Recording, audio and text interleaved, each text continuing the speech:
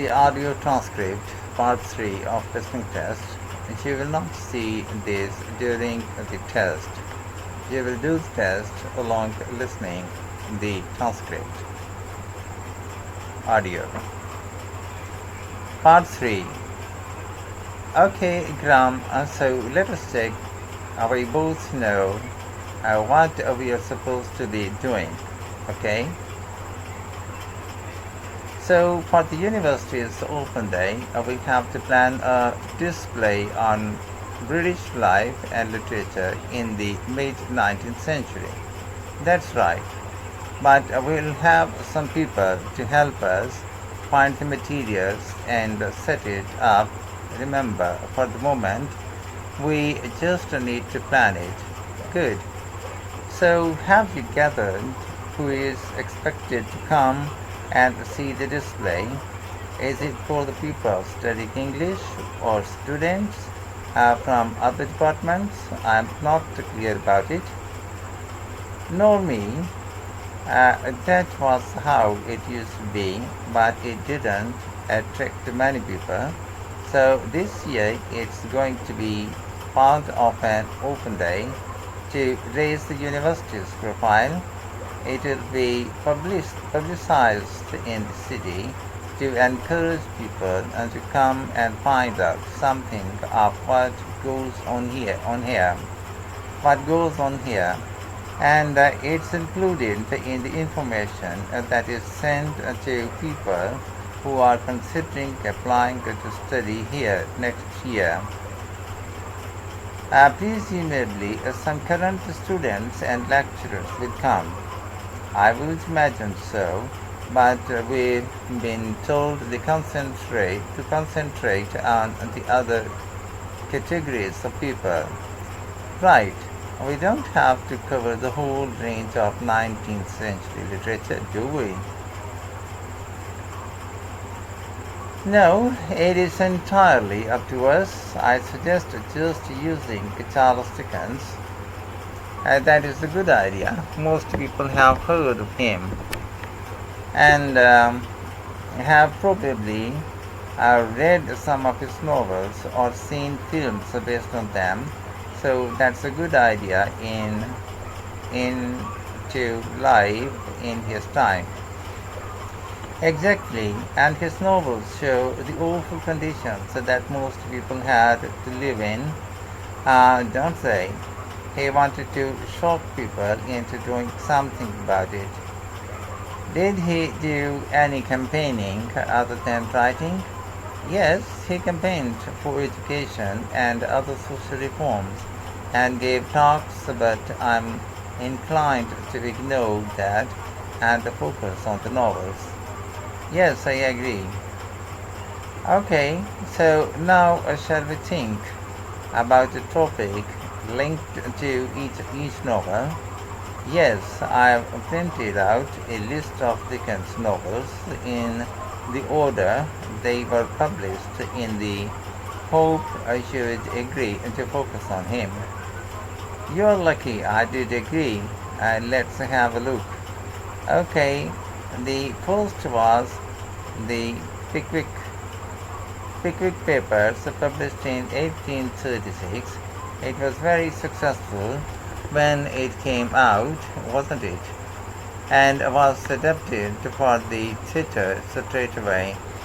There is an interesting point, though, that there is a character who keeps falling asleep, and that medical condition was named after the book, Pickwickian syndrome. No, oh, so why don't we use that as the topic and include some questions from the novel? Right. Next is Oliver Twist. And there is a lot in the novel about poverty, but maybe something less obvious. Well, Oliver is taught how to steal, isn't he? We could use that to illustrate the fact that very few children went to school, particularly not poor children, so they learned in other ways. Good idea. What is next? Maybe Nicholas Nickleby. Actually, he taught in a really cruel school, didn't he? That is right.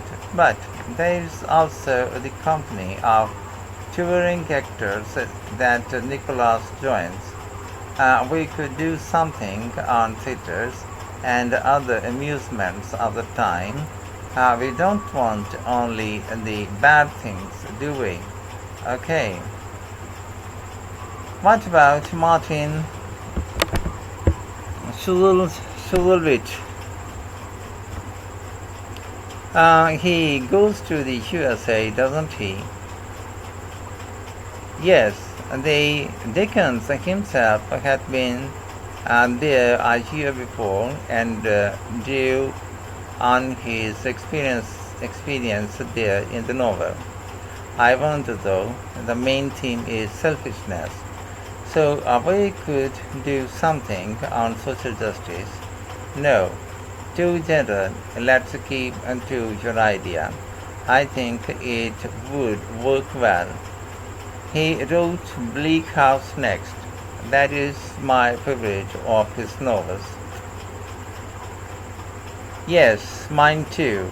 His satire of the legal system is pretty powerful. That is true. But think about Esther, the heroine.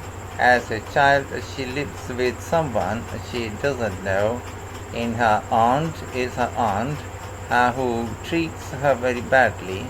Then she is very happy living with her guardian, and he puts her in charge of the household. And at the end, she gets married, and her guardian gives her and her husband a house where, of course, they are very happy. Yes, I like that. What shall we take next? Little Dorrit. Old Mr. Dorrit has been in a debtor's prison for years. So was Dickens' father, wasn't he? That's right. What about focusing on the part when Mr. Dorrit inherits a fortune and he starts pretending he's always been rich? Good idea. Okay, so next we need to think about what materials we want to illustrate each issue, and that's going to be quite hard.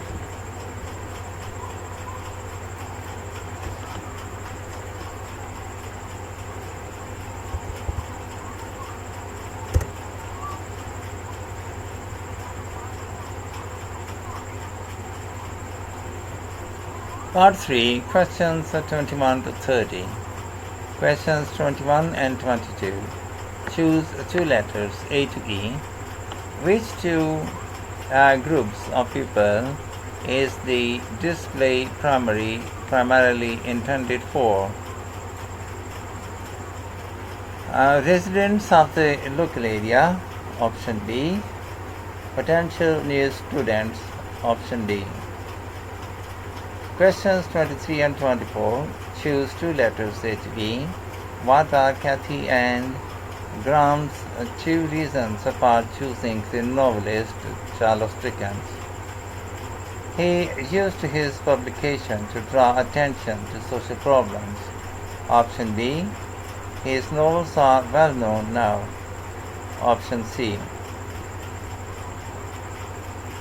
Questions 25 to 30. What topic do Kathy and Graham choose to illustrate with each novel? Choose 6 answers from the box and write the correct letter A to H next to questions 25 to 30. Novels by Dickens. The Pickwick Papers. Medicine, option G. Oliver Twist. Education, option B. Nicholas Nickleby. Entertainment, option D. Martin Chuzzlewit. Dickens' Travels, option C.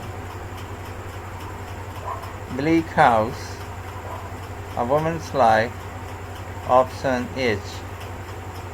Little Dorrit, Wealth, option F.